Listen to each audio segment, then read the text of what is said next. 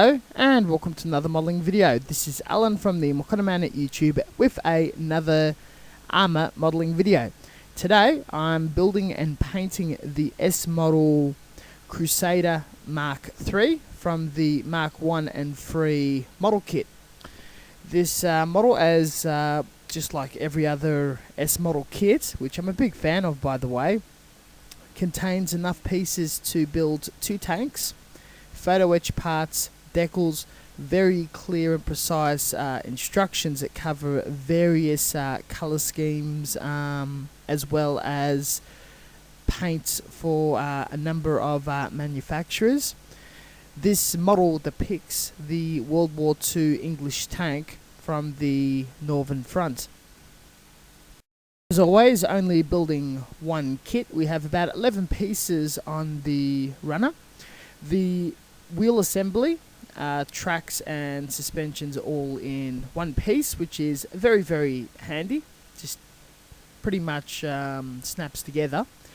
The turret and cannon has a tad amount of articulation, and using sliding molds, everything is molded into the hull and bottom plate, which considering how little parts, is absolutely amazing how much detail they can pack in.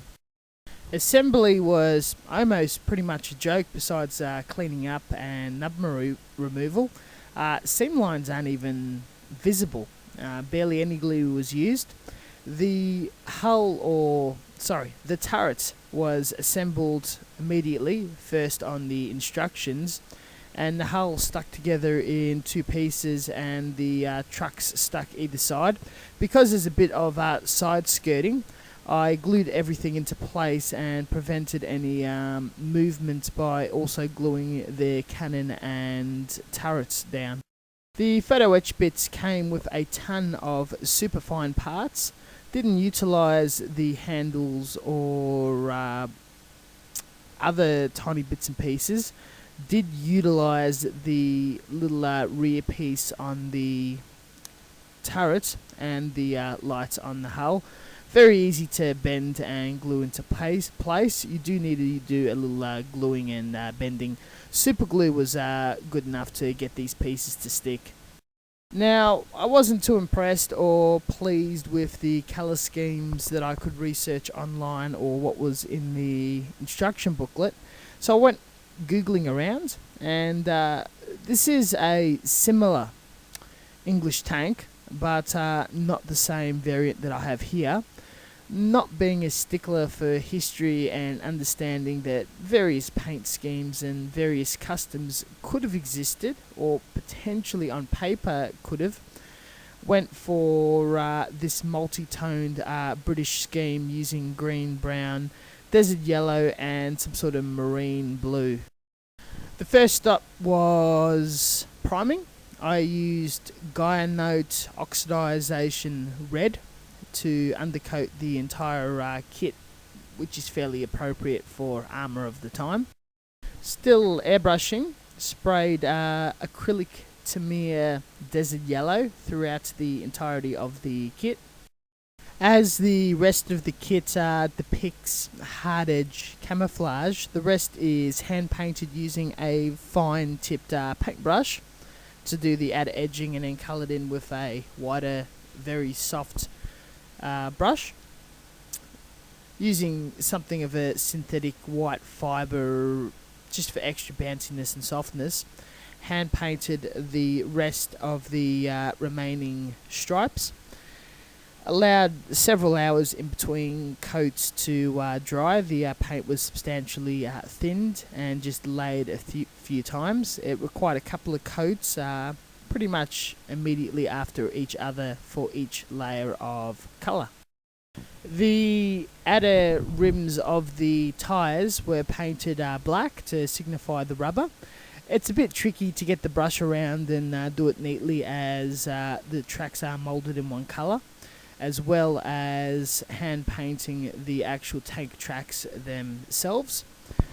After any further machine guns or tiny details were also hand painted, The entirety of the kit was weathered to just soften up the hard edge camo, as I wasn't too much of a fan.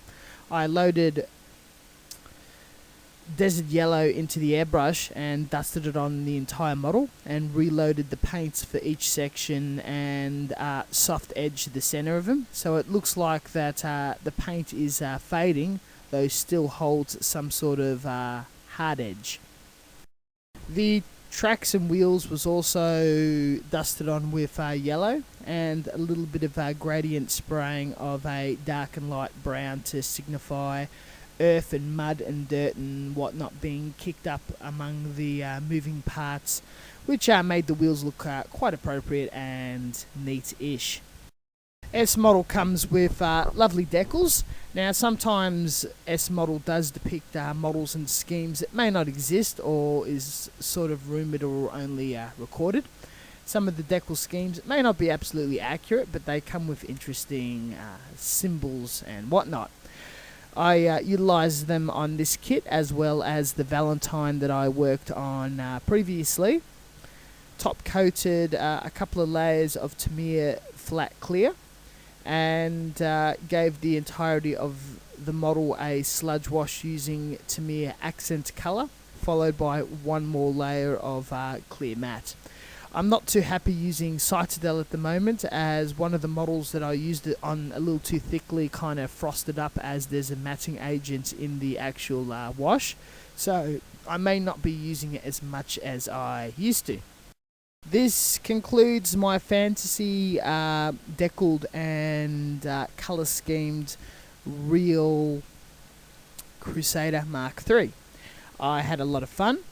The S model kit was just insanely very quick, not so challenging, somewhat fun to put together immediately.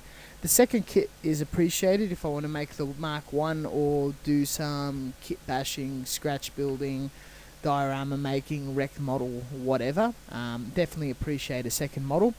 It's not too hard exactly to sell off or trade. The photo etch was nice, the decals was nice. It was just for such a simple kit, and probably one of the most basics that S model has made. It went together beautifully. It has painted up and scrubbed up beautifully. If you are a fan of English World War II or World War II armour in general, and you're after anything like this, it's an absolute must get, even if the challenge is non-existent. It's absolutely fun.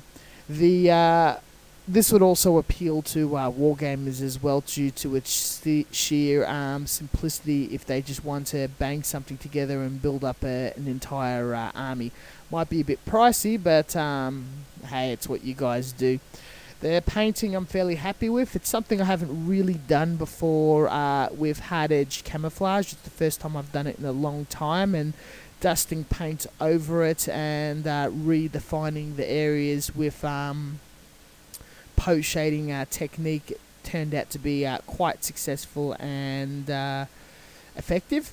I could have executed that a tad more neater, but all in all, pretty happy. Probably happy enough to even enter this in a competition or not.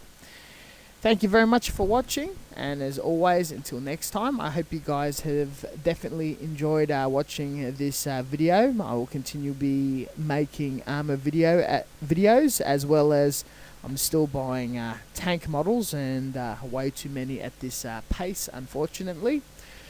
Stay tuned, more tutorials, videos, 3D printing, airbrushing, and reviews. Catch you guys next time.